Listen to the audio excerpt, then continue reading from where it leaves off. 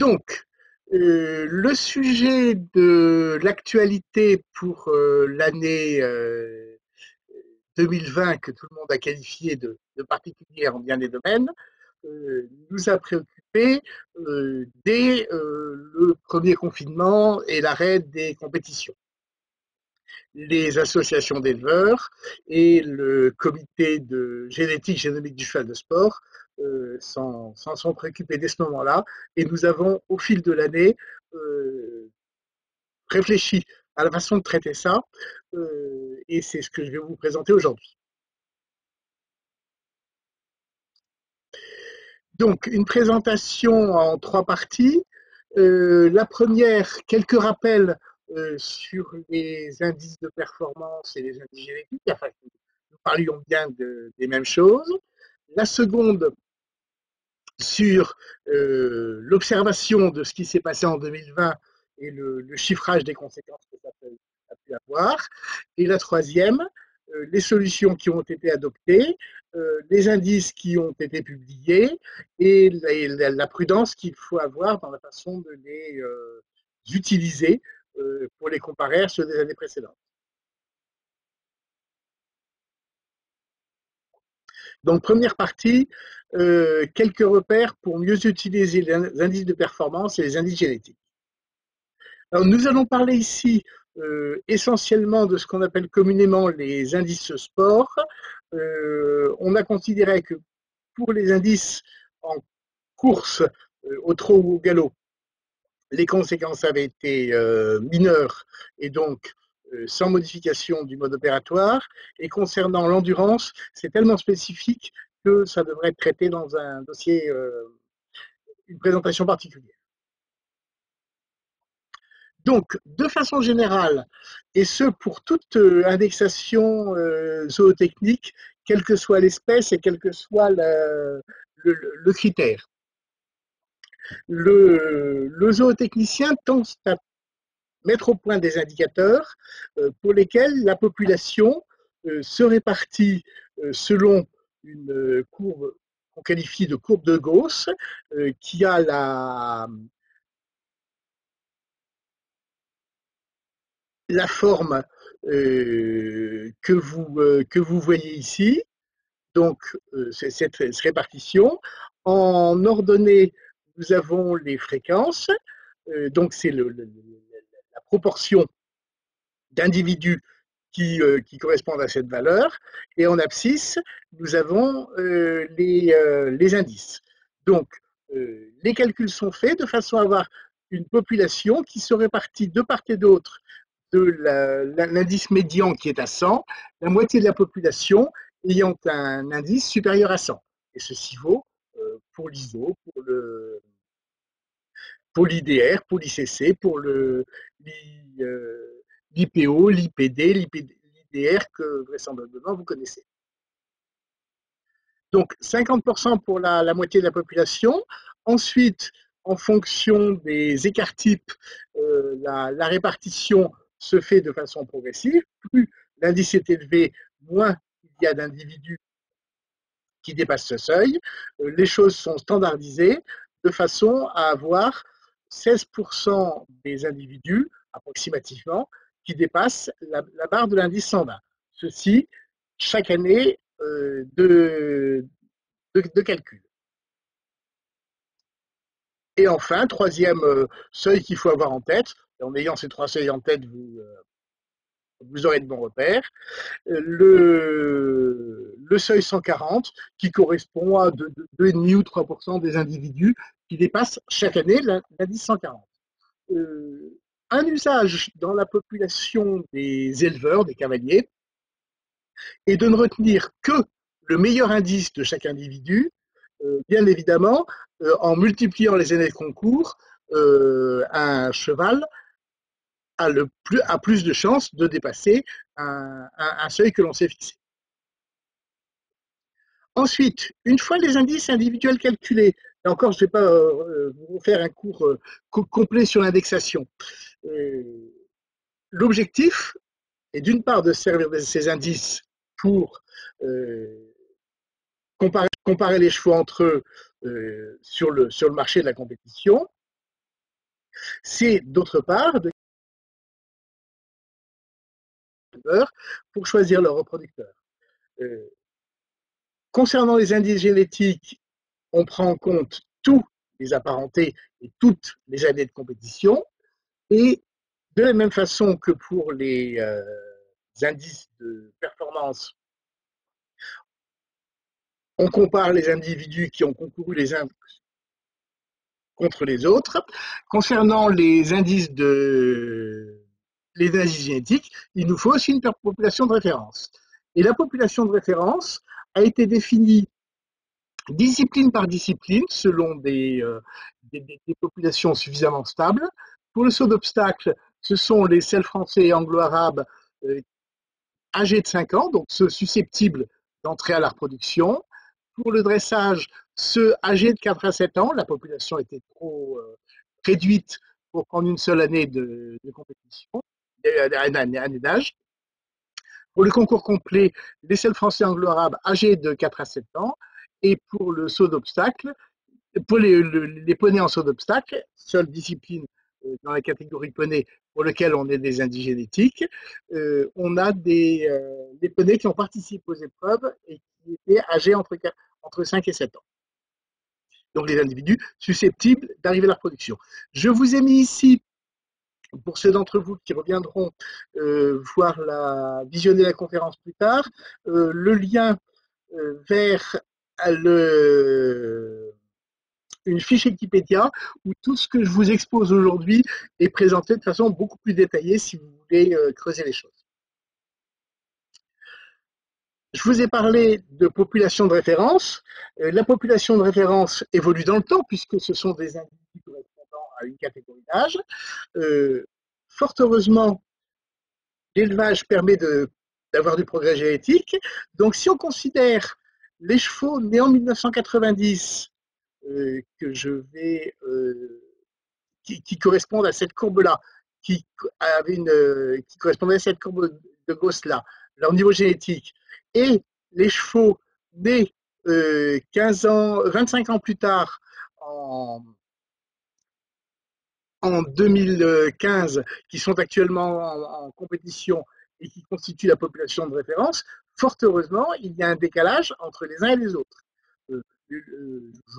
J'ai chiffré le décalage à 25 points, c'est l'ordre de grandeur d'un point par an d'année d'âge. Ceci, bien évidemment, pour une population moyenne.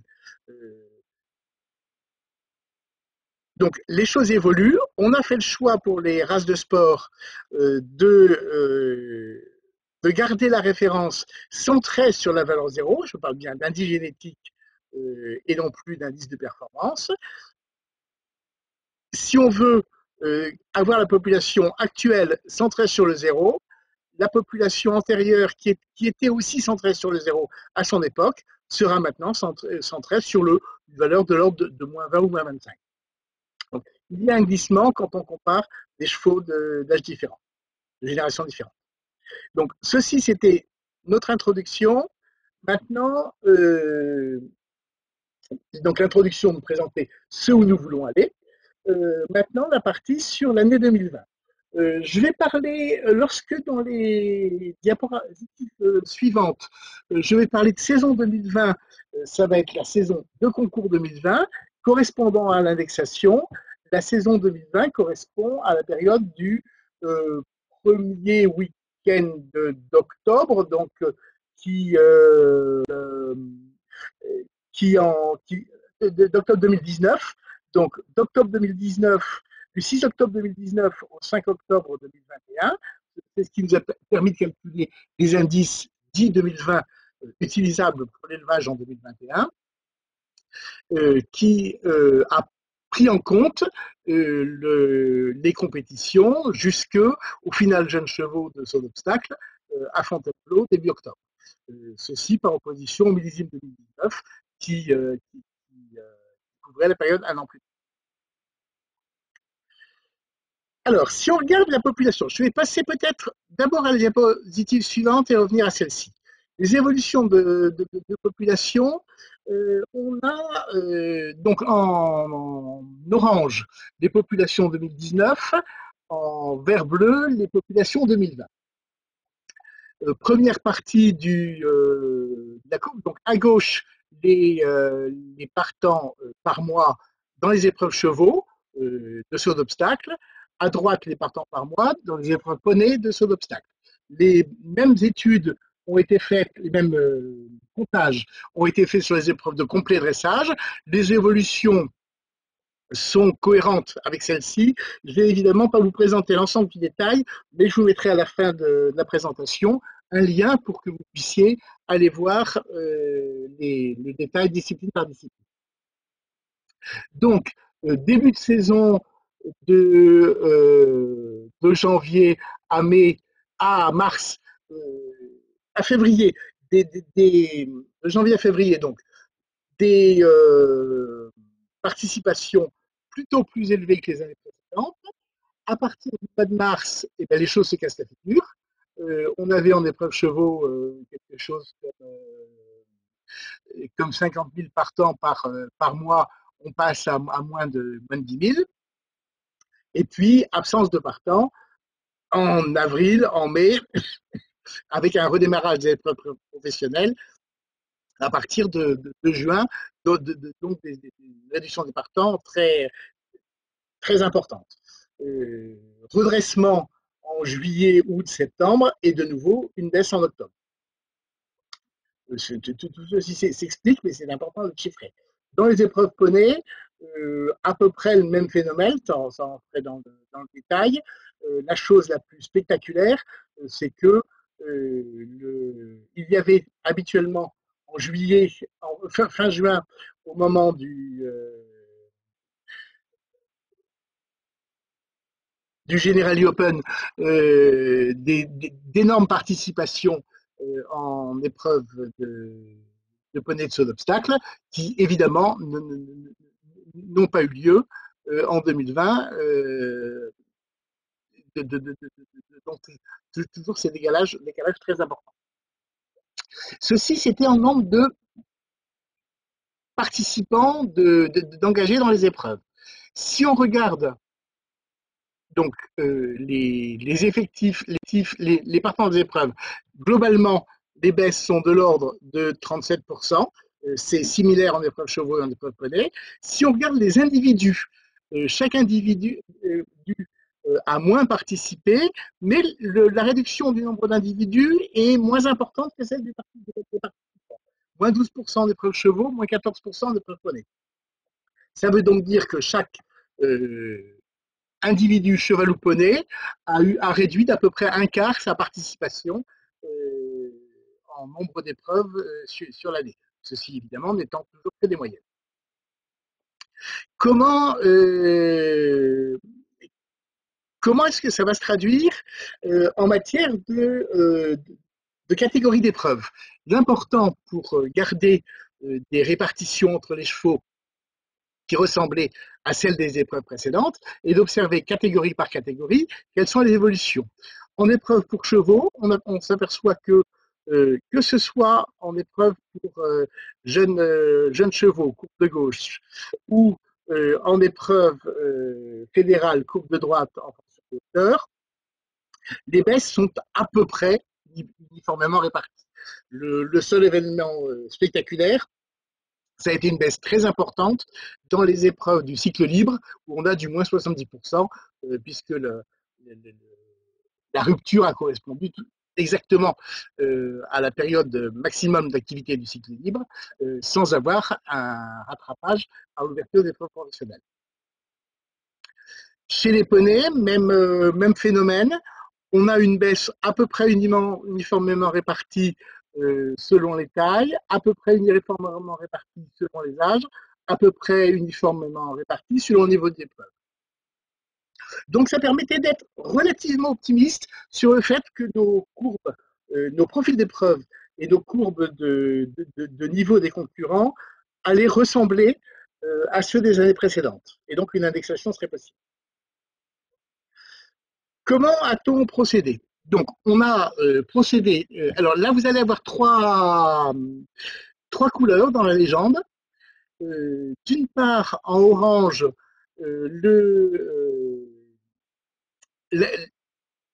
pour mémoire, les répartitions en 2019. Ensuite, en vert, un calcul qui a été fait dans une simulation d'application des standards 2019 à l'année 2020, et en bleu, ce qu'ont donné les corrections, puisqu'on va en parler ensuite, on a décidé d'appliquer quelques correctifs pour rendre les indices utilisables. Donc, première chose, si on compare la courbe orange et la courbe verte, on s'aperçoit, alors les courbes se ressemblent grosso modo à peu près d'un bout à l'autre, on s'aperçoit que sur le haut niveau, on avait quand même un décalage de 2 ou 3 points d'indice pour ce qui est des moyennes par rapport aux années précédentes.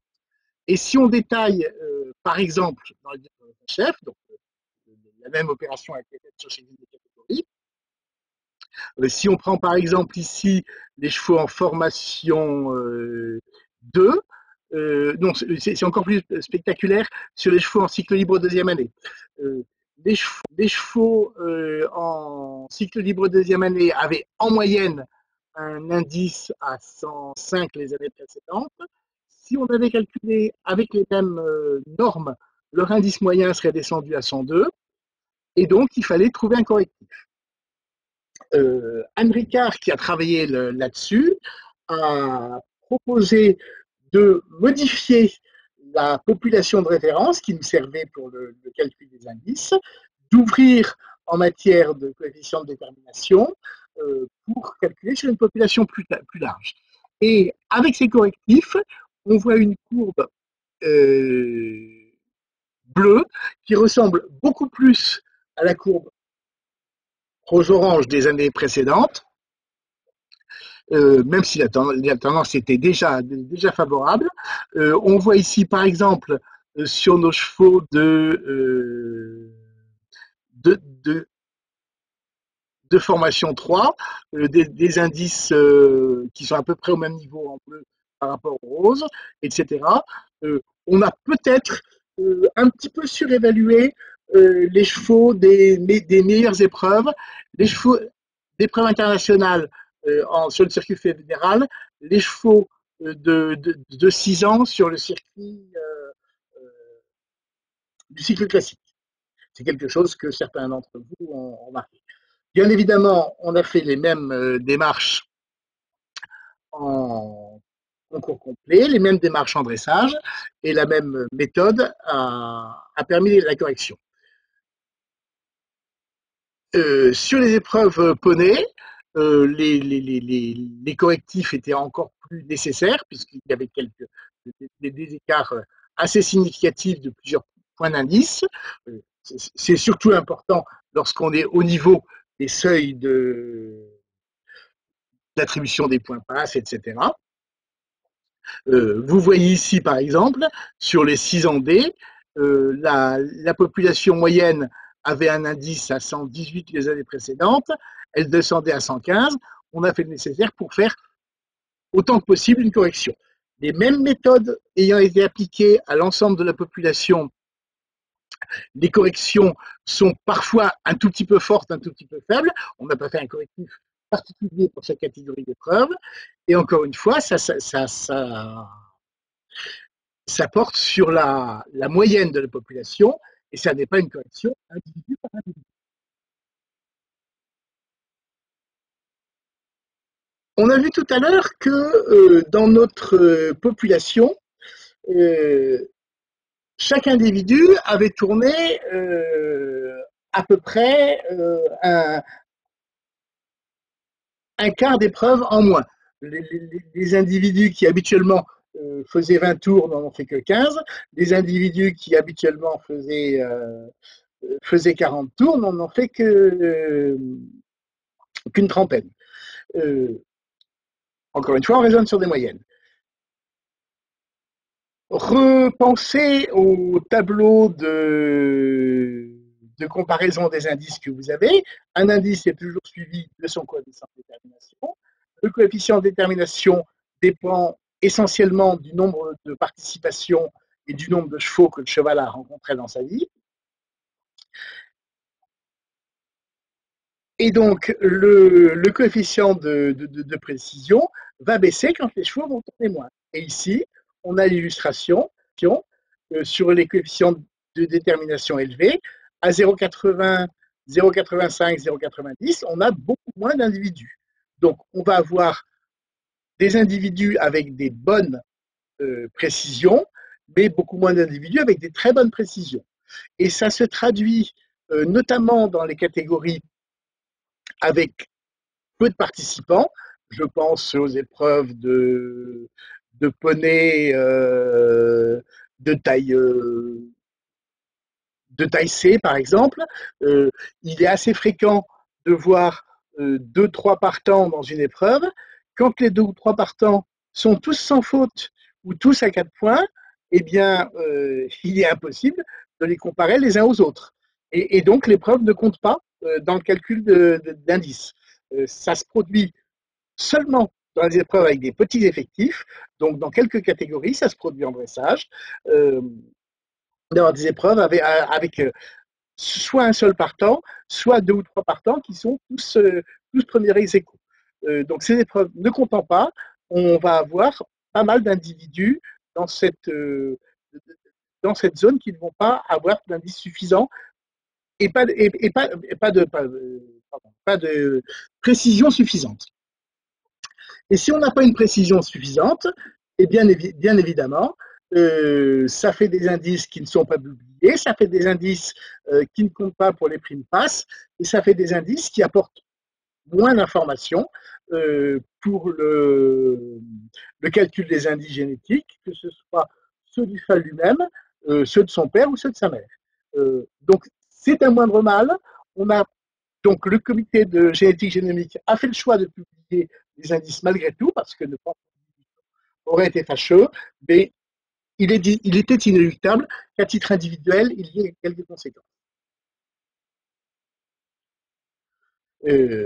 Donc ceci pour mémoire, un indice individuel avec une précision inférieure à 60%, c'est un indice peu informatif.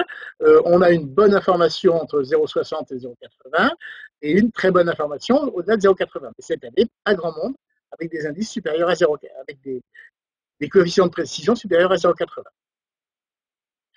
Donc, des déçus parce que quelques points passes n'ont pas été attribués, quelques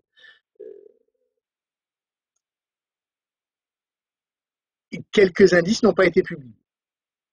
Donc, si on doit résumer en 4 lignes, un excellent travail dont il faut se féliciter du groupe de travail génétique génomique qui regroupe les représentants de la filière sport, que ce soit des races de poney, au sel français, à la SHF, à l'anglo-arabe, etc., et les scientifiques qui ont tiré la sonnette d'alarme dès le printemps au premier confinement. Un gros travail d'Anne Ricard à l'automne qui a fait des simulations nécessaires en fin d'été, des simulations nécessaires avant qu'on soit au pied du mur pour proposer les éléments correctifs. Et donc ces corrections qui s'appliquent évidemment d'abord à la moyenne de la population, même s'il existe quelques cas particuliers décevants pour le propriétaire qui est directement concerné. Et parce que les CP étaient inéluctablement plus faibles, des valeurs qui ne sont pas toujours prises en compte dans les primes passes, dans les indices génétiques, aux années antérieures.